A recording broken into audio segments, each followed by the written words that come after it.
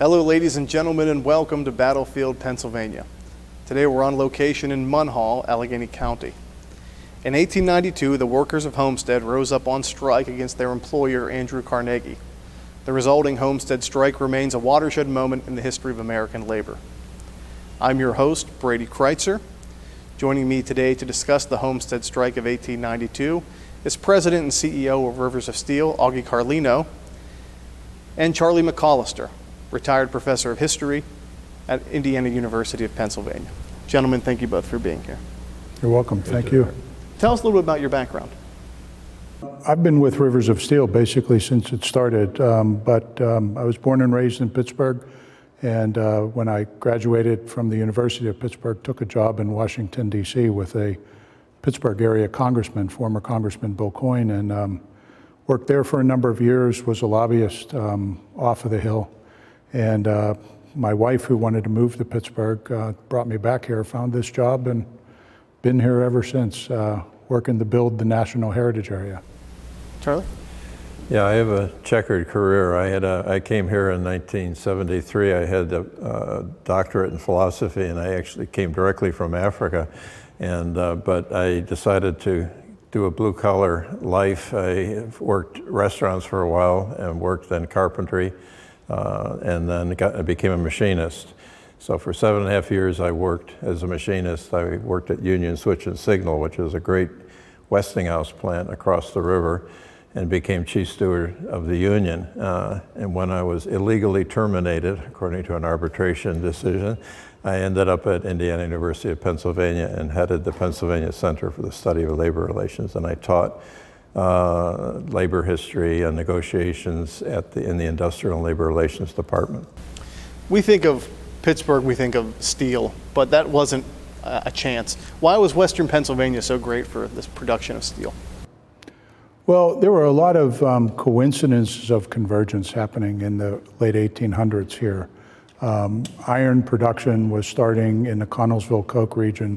The fuel that they were basically using was wood from the surrounding forests, but it was the discovery of a unique type of coal in the Connellsville Coke region that provided the coking fuel that allowed folks like Carnegie to build blast furnaces and transform them from, the small blast plantation furnaces that you might see scattered throughout the countryside to these massive blast furnaces like you see across the river at Carey Furnaces. The river certainly played a big role in that. Access to labor was key. And for Pittsburgh, it also was a lot of industrial capitalists and their money that began to invest in this region. So it was, as I said, it was a unique convergence of coincidences that allowed this place to begin in iron manufacturing actually, and then later on in steel. I mean, this was a major center of iron. So you had the skilled labor of people who were metal workers. As Augie said, the access to unlimited amounts of fuel here close by was very critical.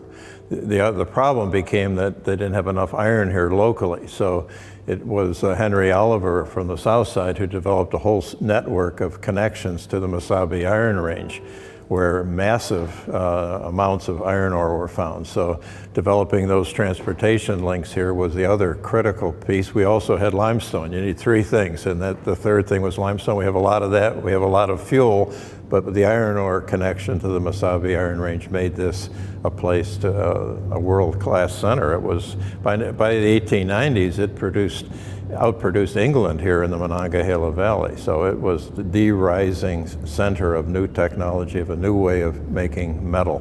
For people at home, it's hot in here. We're sweating. That's part of being in a steel mill. Can we talk about where we are right now and what this used to be a part of? Well, this building is part of the pump house and water tower. It's actually the location where the Battle of Homestead occurred in 1892.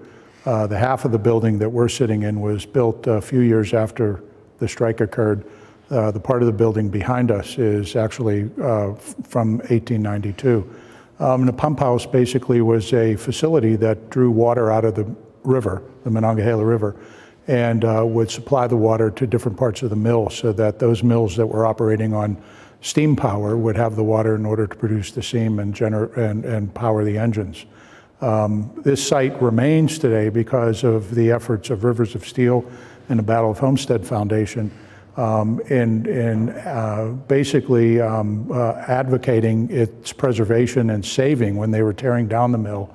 And then ultimately us working with the developer that came in, Continental Real Estate, and them donating the property to our organization, and we working in tandem to preserve it. The Battle of Homestead does a whole bunch of things. I'll let Charlie talk about that here, but it's a trailhead for the Great Allegheny Passage. The parking lot outside provides for that, and it's a great center of activity in the community.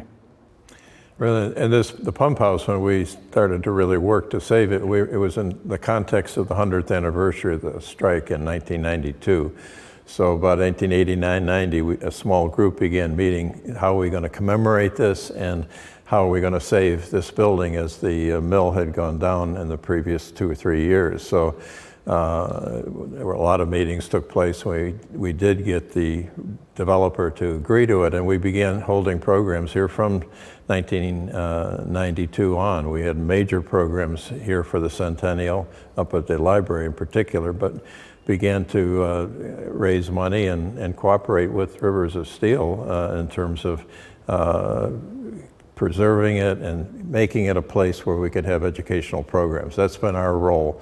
We partnered with the United Steelworkers, who obviously have a deep interest in this, and we represent labor's interest at what we consider a extremely important site for the history of American labor movement. So that's what we try to do. We've been holding for the last probably 7 or 8 years, the Battle of Homestead Foundation has been doing at least 14 programs a year, because we can't do it in the winter, it's too cold in here. But starting in April through October, we do 2 programs a month. One a film series and the second a lecture, panel, whatever, discussions that illuminate different aspects of labor history, Pittsburgh history, and sometimes global labor issues too. If we were here in 1892, what would we have seen all around us? Well, the mill then didn't include the lower part. It was all up right outside of here. It was one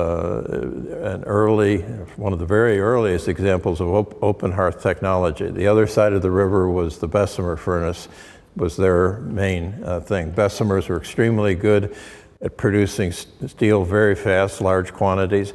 Before this, people made iron, and to make a wrought iron was difficult, which is as close as they could get to steel. It would be malleable iron that wouldn't crack like cast iron and would be workable. That's what steel was able to do. Through very high temperatures, they could get steel.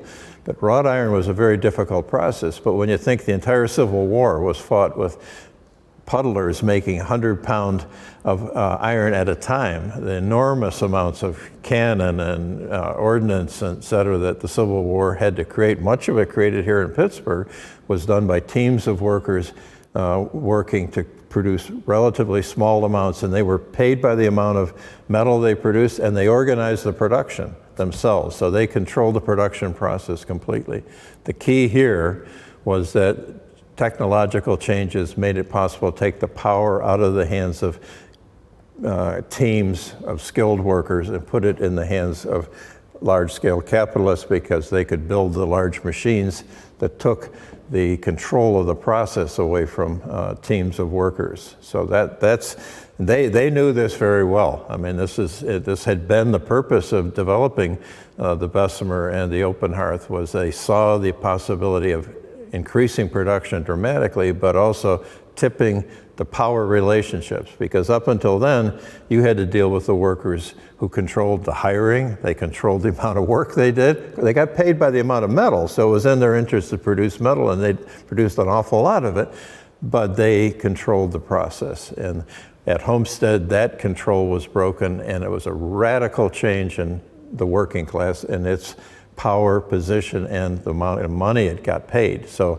this was really the beginning of the industrial era. Homestead, more than any other place, marks that shift.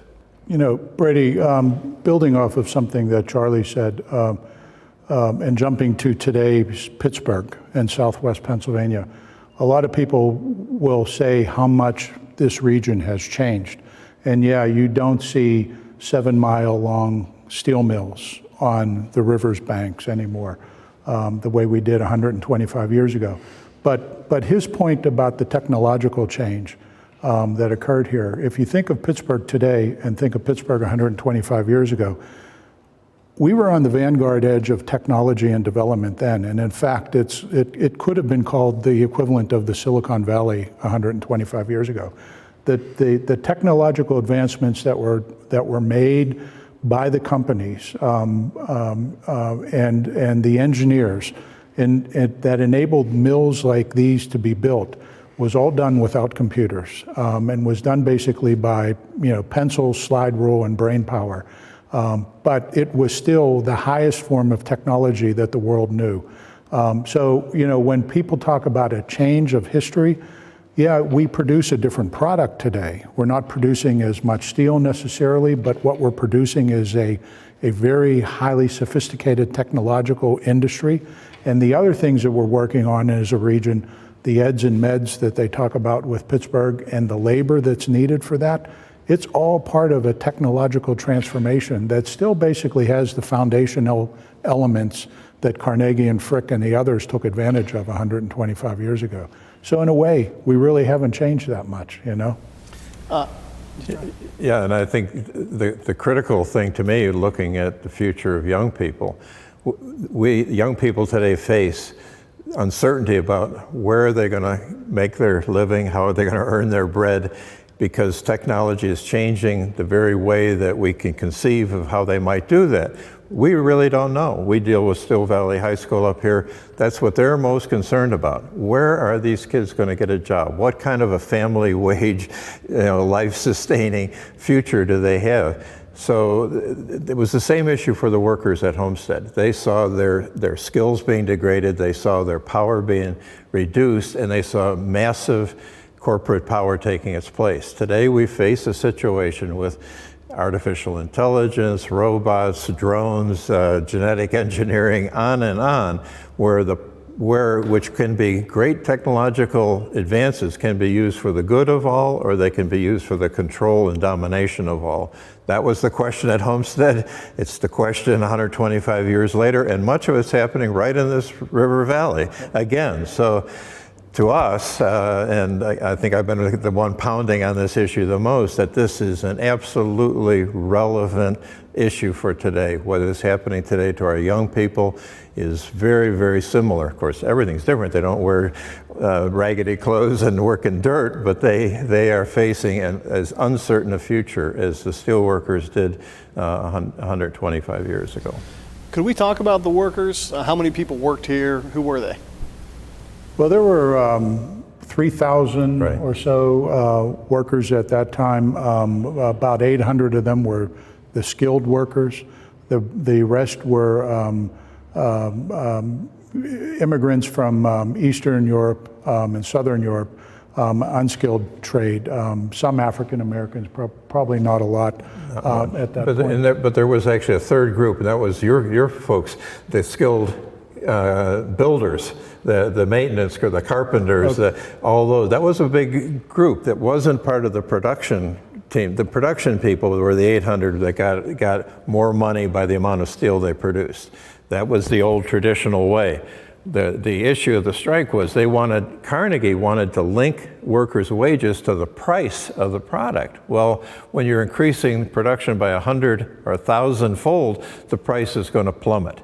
The workers said, what do you mean, we're outproducing what we used to do by 100 times and we're going to get less money? So that was the nub of the issue. Carnegie said to the public, yeah, well, but our prices are declining terribly in this industry. We have to tie the workers to the fate of our corporate business issues. And the workers are saying, wait a minute, we're producing all this metal. And so there were 800 were these highly skilled production people who made money on the basis of how much they produced. There was a middle group of the maintenance, the carpenters, the people who actually built this mill. And then there was this 10% or so of laborers, many of whom by this time were from Eastern Europe. That's why we have an historian. We've mentioned Andrew Carnegie a few times. We should probably bring him into the story. How does he become involved in the Homestead Works? Carnegie was at Edgar Thomson operating that mill, and they ended up buying Duquesne and then Homestead and consolidating those operations under Carnegie Steel Corporation. And it grew from there. Obviously, he started in Lawrenceville at Lucy Farms. Right, he started it with his blast furnaces, and he was a bridge builder. I mean, and he was very involved in iron and iron products of all sorts. But the Braddock mill was revolutionary, and he took the very best man, Captain Bill Jones, from Johnstown, where they had begun pioneering the so-called Bessemer. It was actually started by William Kelly of Pittsburgh, but that's a whole separate argument. But anyway, they took the Bessemer plant over here, became the most productive of all the Bessemer. Captain Jones was a very respected, hardworking man who got the same salary as the President of the United States when he came here. That's what he demanded. Everybody else, Carnegie got stock, which Carnegie kept artificially way low in value. So he had all of his managers were controlled because they couldn't leave because he had to let them cash out. And but Bill Jones says, you want me, you pay me the salary of the President of the United States. And he came over there and he built this mill. The second big thing was open hearth furnaces, which were completely different. Rather than doing hour-long heats, very quick, very intensive labor, these were 8 to 12-hour processes. But the great advantage of open hearth was that you could make alloyed steel, and you could tweak with metallurgists, and engineers could tweak the quality of that steel, so they were able to do boilers, be able to do steel rail of a much higher quality. And they built structural steel that helped create skyscrapers. So the entire nature of American cities changed, and they built battleships and became a world power out of Bethlehem Steel and out of U.S. Steel were the two big centers. What sort of a change did Carnegie represent in terms of the operation of the mill? Because he came in with different policies than the workers were used to. Well, his drive was a vertically integrated system that basically controlled the production of steel from raw material to finished product. Everything working in one big symbiotic way, controlled by the company, controlled out of a downtown boardroom. You didn't see that before that time. It was more independent operators scattered along the landscape that were partnering up through contracts. But it was him not only controlling the steel production, but having close relationships with the transportation industry, the railroad and river barge industry, obviously the coal and coke industry. That's where Frick comes into play at, and then the product at the end of the line where he was selling back to. And the railroad industry was one of his largest customers at that time. It's primarily why Braddock was built, and it's why it's named after Edgar Thomson, the president of the Pennsylvania Railroad at that time. You know, great marketing scheme. And I think, obviously the relationship with Henry Clay Frick is the one that everybody knows about because of the tension between them from the beginning. I mean, Frick had large measure of control over the Connellsville coke. As Augie said, that was a coal that was particularly adapted. It was low in sulfur, which was very important to keep out of the process because sulfur made steel brittle and made it inferior. So he had that. That's what he needed. But he needed the markets. Carnegie had the market. He had the need for it. But Carnegie always treated him as a junior partner, where Frick saw it as a partnership of equals, and the two of them never agreed on that particular issue. So that was the root of the anger and tension between them. But on the workers' side, there's some very interesting characters here. There's Hugh O'Donnell, who was a skilled worker, made a very relatively high wage. The top wages at Homestead were $10 to $11 a day, which was a princely wage. Common labor in the 19th century was $1 a day. Women made 60 cents, very similar to the ratio today. But the steel workers at Homestead under the union contract, even labor made close to $2 a day. And the production workers who were geared to the amount that they produced could make over $10 a day. And the head roller, this was a great insult to the management whose wages were lower in many cases, the foreman and all them, because of the way Carnegie paid them. He came to work in a carriage.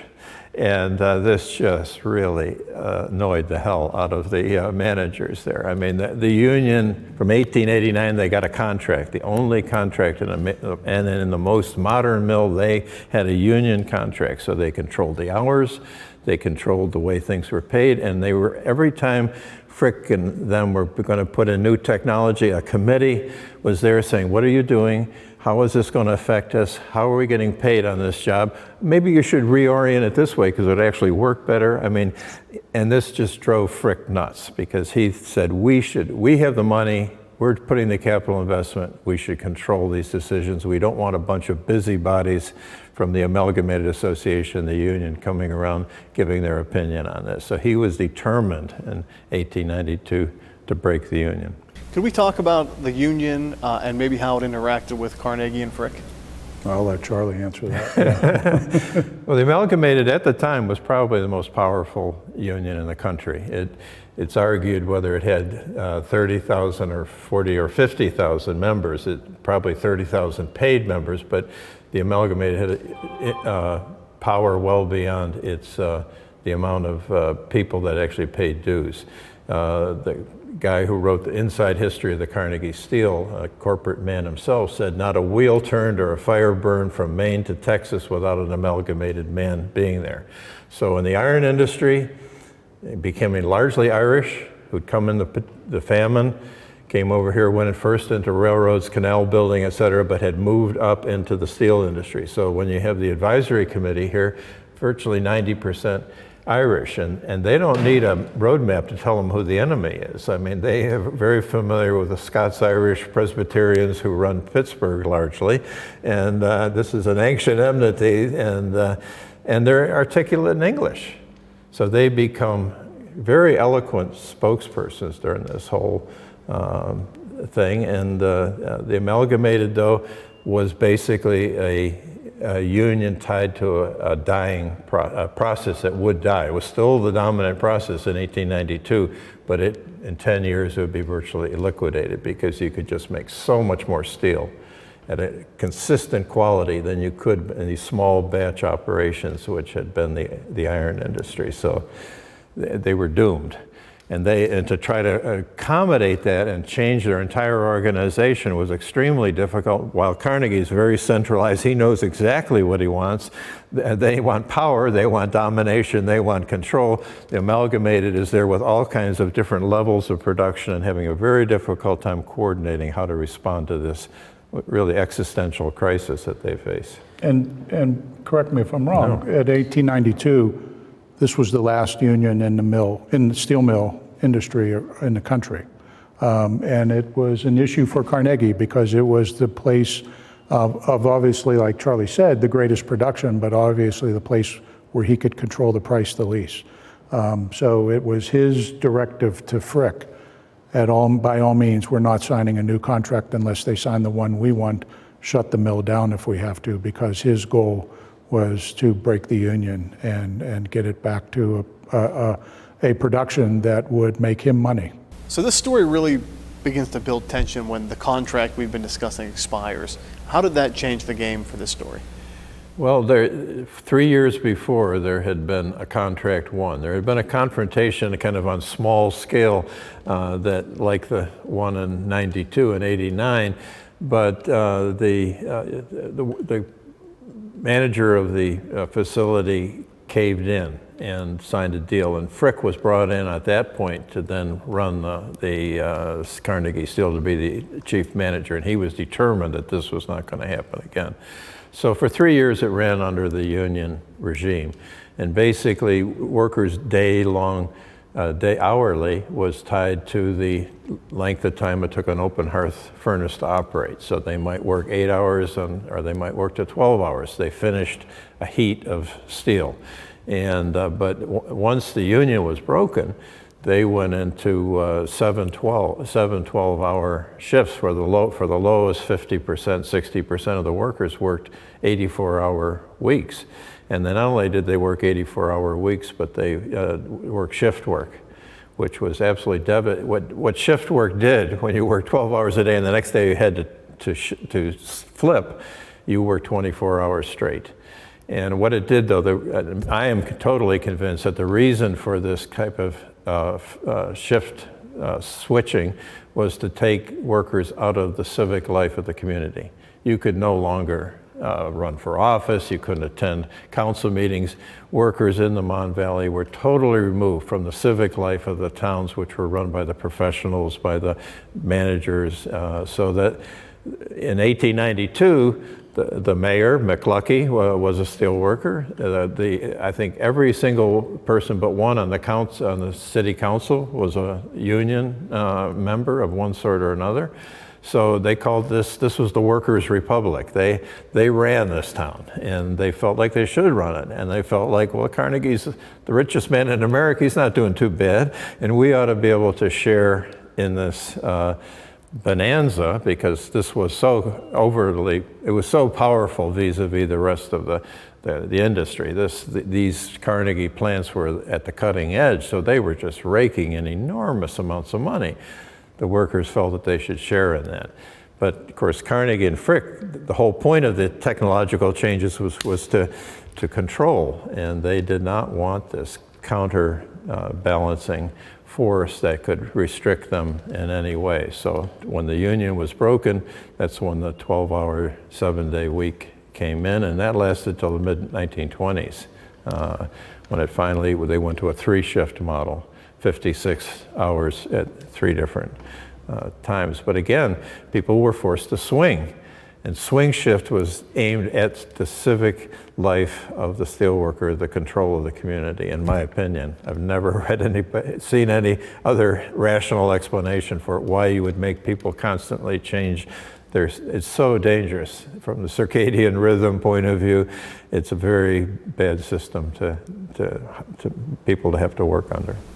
So what course of action do the workers have at that point? Well, at that point in time, they knew with Frick being in control, basically that he was going to bring in armed guards. He had shown that through the coal fields leading up to this, and the workers basically were set up.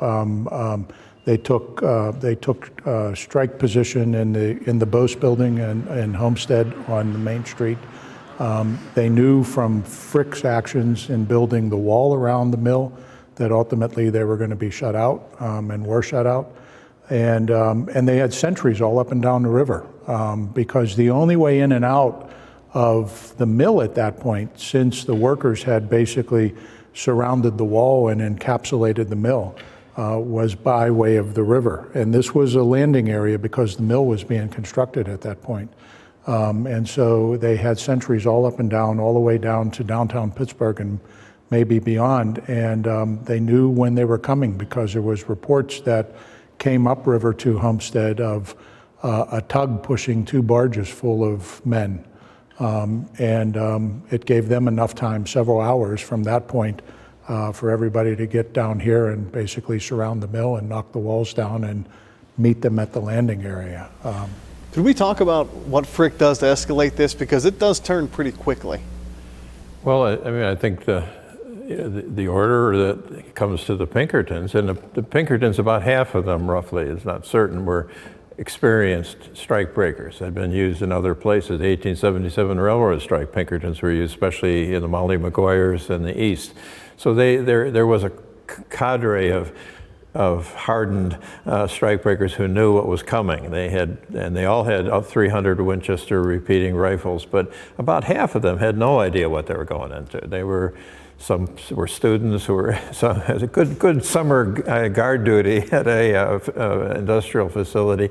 Others supposedly were drunks picked out of the bars in Ohio. Whatever they were, they did not know what was going to happen to them.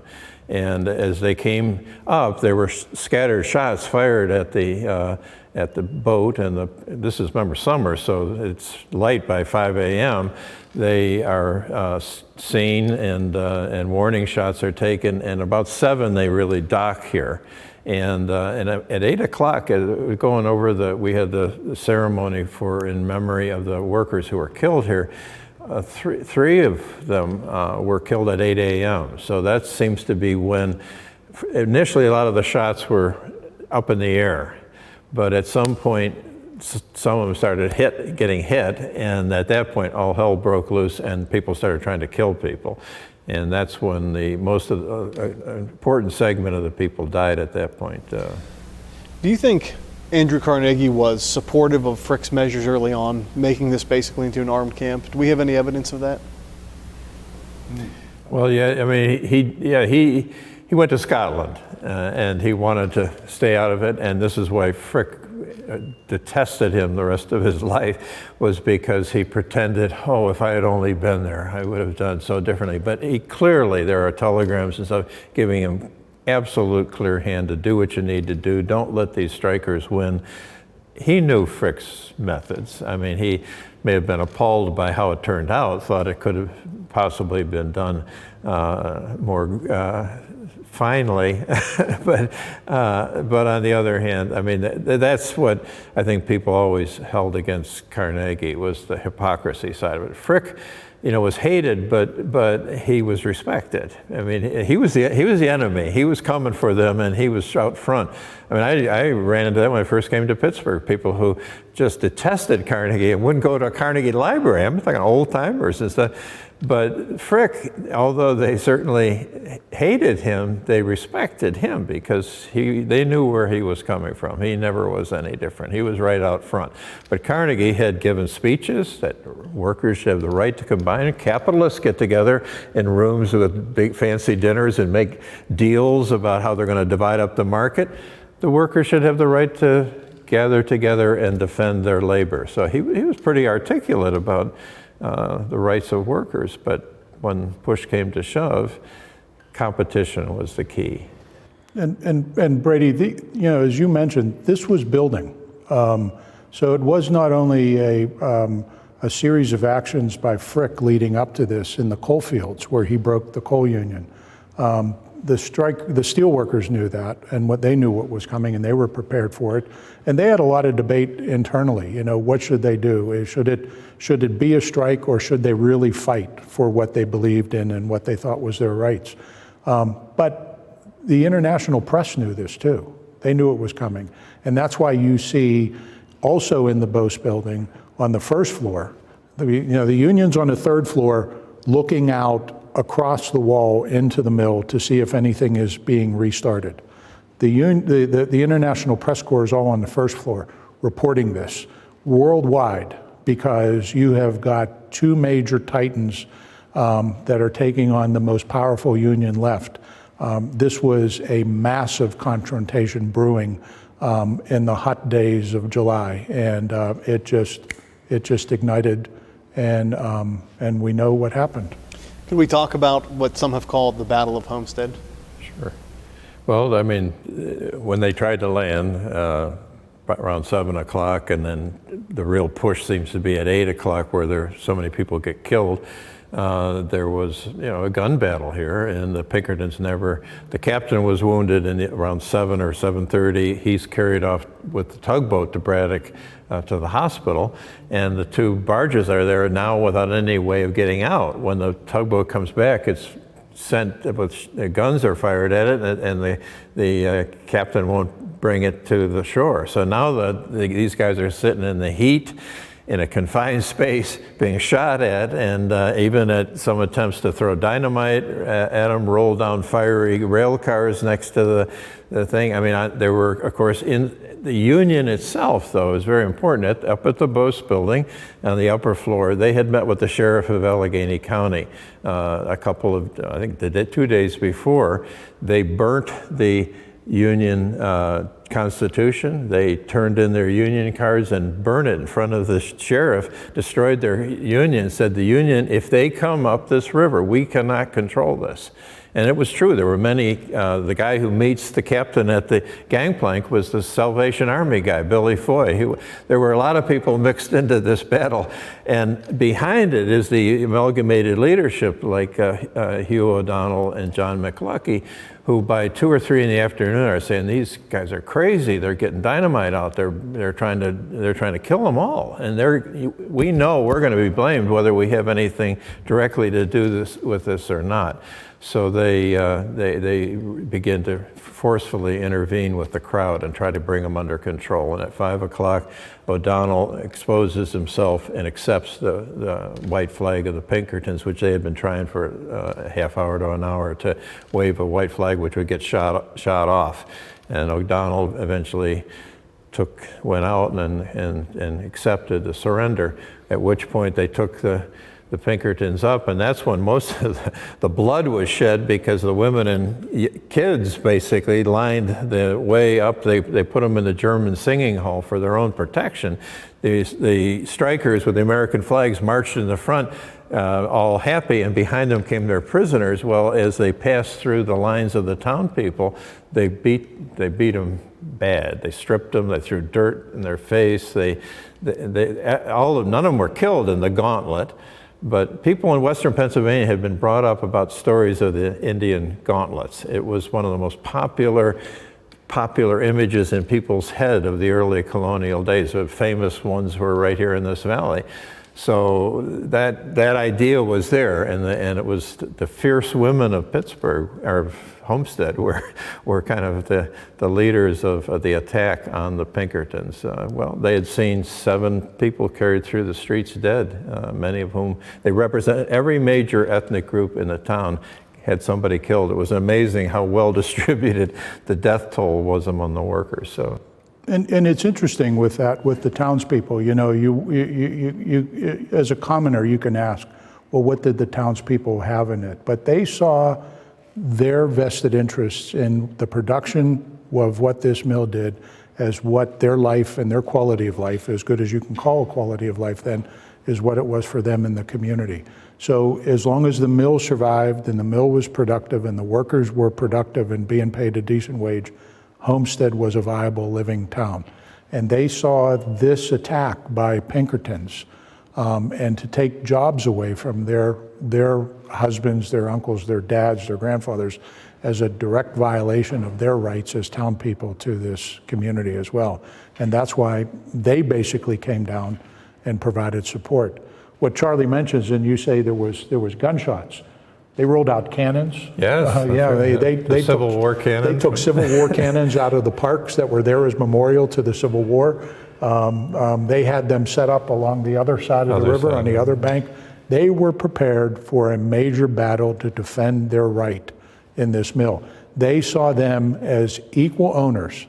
Where Carnegie or Frick put their money up, they put their blood and their sweat up. And they saw that as an equal investment to them as the owners of the mill, and it was a major confrontation. And that's very key in the Catholic priest, Father Bullion, at the end, he talks about a worker's property right to his job, and that people do not have the right to just come and take that away. A gang of ruffians does not have the right to come to our peaceful, well-organized, happy town and take people's livelihood. And it was devastating. I mean, they completely changed the workforce here. So, like John McLucky spent time in the immediate aftermath going around and giving speeches against Andrew Carnegie in Chicago and Boston and New York, but after a while that wore out, he couldn't get a job anywhere. He had to go to Mexico, worked in a mine in Mexico, and eventually worked on the railroad in Mexico. And Carnegie twice tried to send money to him, which he twice refused.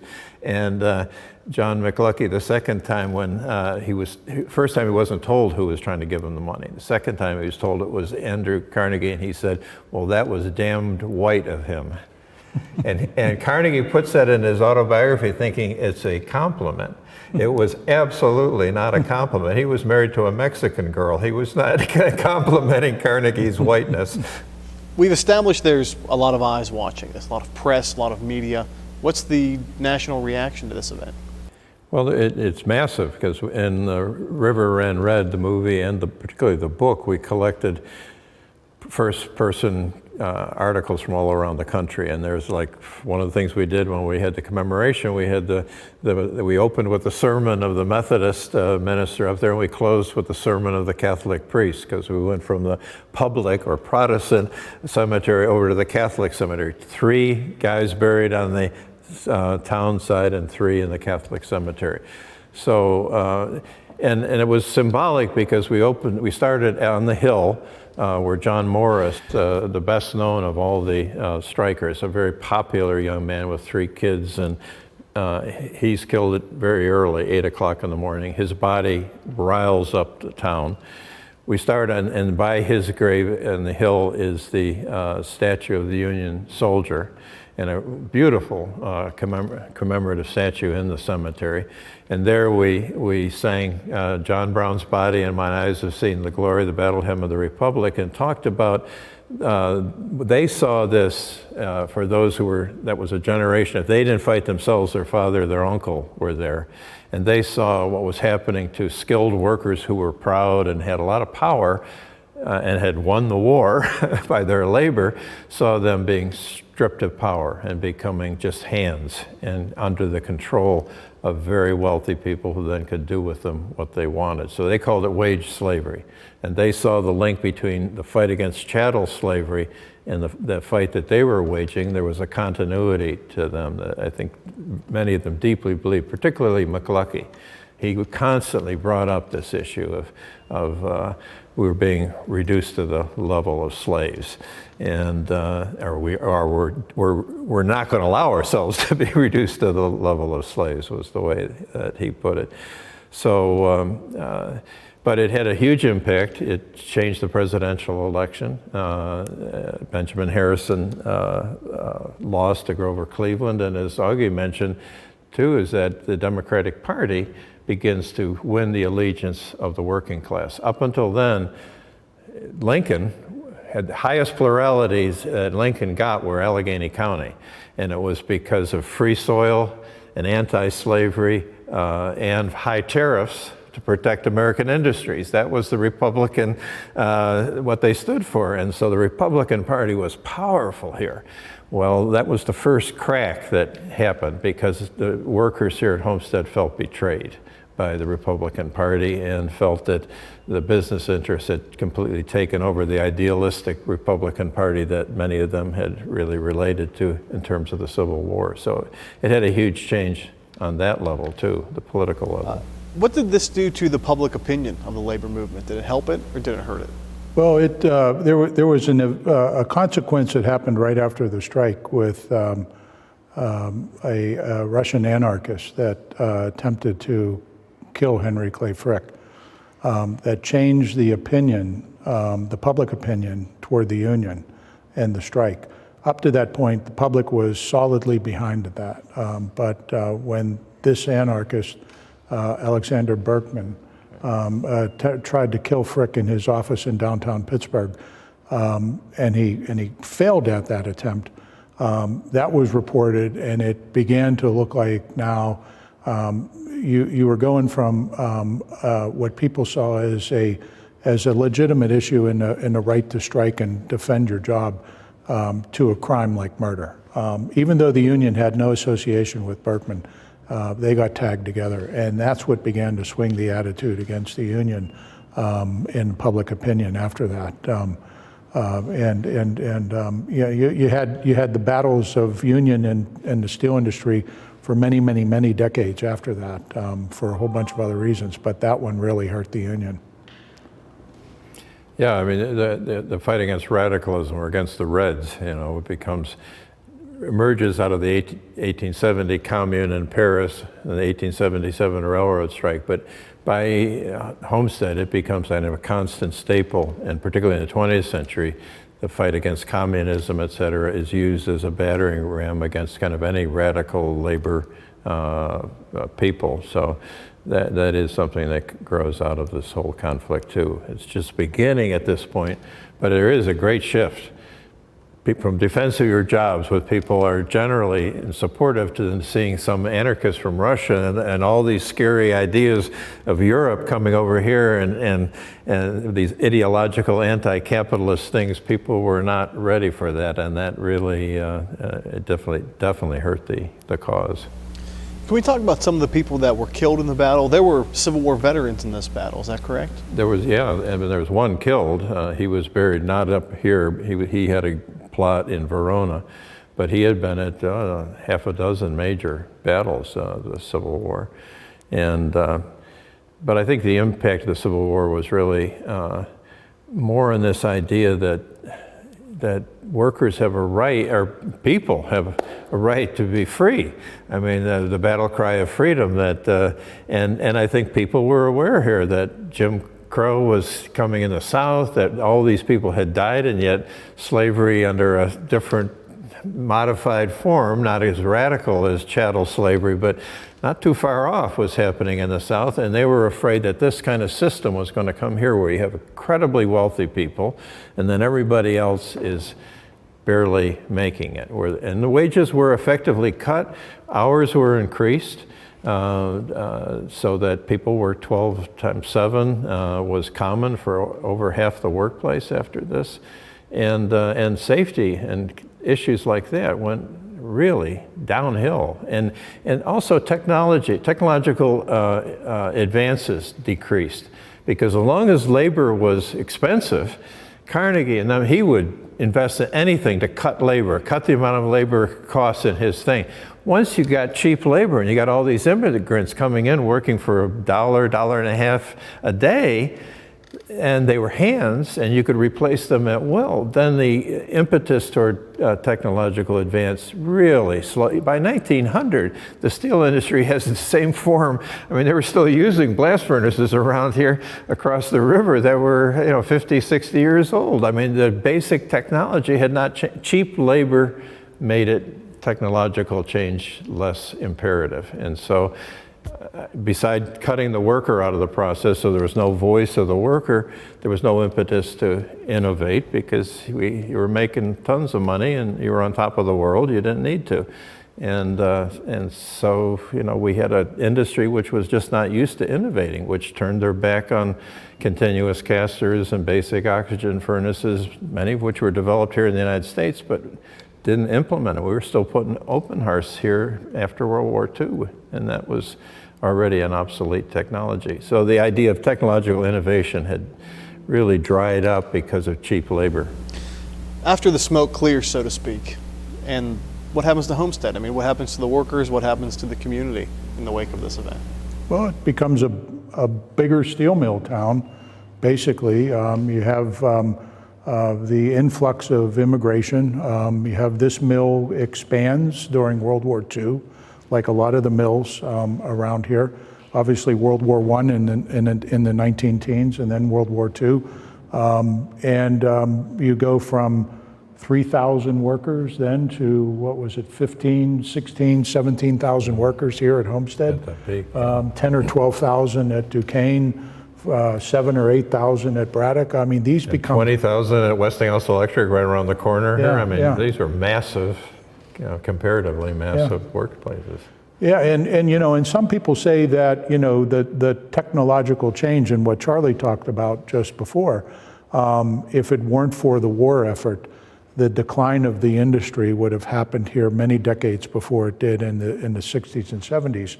If it wasn't for those wars and the investment in those mills in order to expand their production in defense of the country, what happened here in Pittsburgh and southwestern Pennsylvania in the 60s and 70s would have occurred a whole lot earlier. But for that 60, 70 years after the war, after the battle, this place is a booming steel town. leads the production of steel in the country. Right, because Chicago passes Pittsburgh in the early 20s, but in World War II, we give 200,000 soldiers from Allegheny County to the World War II, and on top of that, we outproduce Chicago here in steel. I mean, the effort here in this area was unbelievable in World War II, as it was in the Civil War. This was those two wars, I think, drew the greatest response, obviously, from the country, but also from this area. Could we talk a little bit about modern day? I'm hearing themes of manufacturing, immigration. These are central platforms of the president, Donald Trump's campaign when he ran in 2016, and he ended up winning a lot of these small communities along the river individually. So can manufacturing come back? Can steel come back in the vision that the president had for that? No. The cost of investment is just beyond what any company or government subsidy would be able to afford. The blast furnaces, the Cary blast furnaces sitting across the river there, if you could even conceivably begin to put on paper the thought of reopening those to produce iron, it would cost hundreds upon hundreds of millions of dollars just to get that mill back into production, or even if you tore it down and rebuilt a new one. But beyond that, let's say you could, the whole connectivity of the industry is gone. The railroad connection issues are gone. The supply industry to the mill is gone in this region. So it isn't just building a plant. It's the network that plant or facility would rely on in order for it to produce. That whole infrastructure is gone, and so now you're talking about an investment that is hundreds of billions of dollars in cost. Plus, it just won't happen. Plus the human capital. I mean, Steeler Nation is the result of the mass migration outward of the working class. I mean, we estimated from Youngstown to Johnstown 200,000 jobs, plus with their families go. So you got 7 Steeler bars in Montana. There are. They say, why do they go to these games and 50% of the people are black and gold? And they say the Steelers travel well. No, they don't travel well. They live there. They're everywhere. But they keep their loyalty to something they remember here, a sense of solidarity, of working pride, of there is something really great about the roots of this town. But to bring it back, I think we do need to be very concerned about U.S. Steel and the Edgar Thomson Works and the remaining industry. We need steel production. We need to build we need protection of those things. And Donald Trump played on a resentment, which I share. I mean, I worked with coal miners much of my last 30 years and steel workers. The anger was genuine and deserved by the part of the people that kind of run the country. Just thought we could toss these people away and it didn't matter. But the answer obviously was totally absurd. I mean, this administration doesn't have the knowledge, and like Augie said, the infrastructure and the human infrastructure is gone. What we need to do is look at what's happening down at Carnegie Mellon and not relive the thing of making a very few people extraordinarily wealthy and making everybody else work for next to nothing. We got to figure out how do we make these technological improvements work for the advantage of everybody and for the society as a whole, and keep them contained so they're not used in what could be incredibly devastating ways for the future of democracy and for the future of our country. So picking up what Charlie said in the basis of your question, you don't need to build new steel mills or reinvest in a region only to build mills. There are mills here, there are mines, there are different types of industries. If the government were going to invest in that, it would make this region benefit from it. It would be great. There's new technologies that are coming out of these universities that the government could invest in. So it isn't just the steel mill, as the president said, that he wants to have come back. There's other things that government can invest in that could help rebuild these communities. And there are a lot of communities in this valley. We talk about Pittsburgh as a shining example of revitalization. But you go up the valley just 2 or 3 miles, there are several communities that have not had any investment in it. Those towns need to be looked at and need and deserve some type of help in figuring out what types of industries and businesses can be relocated into them. Otherwise, they're just going to further deteriorate.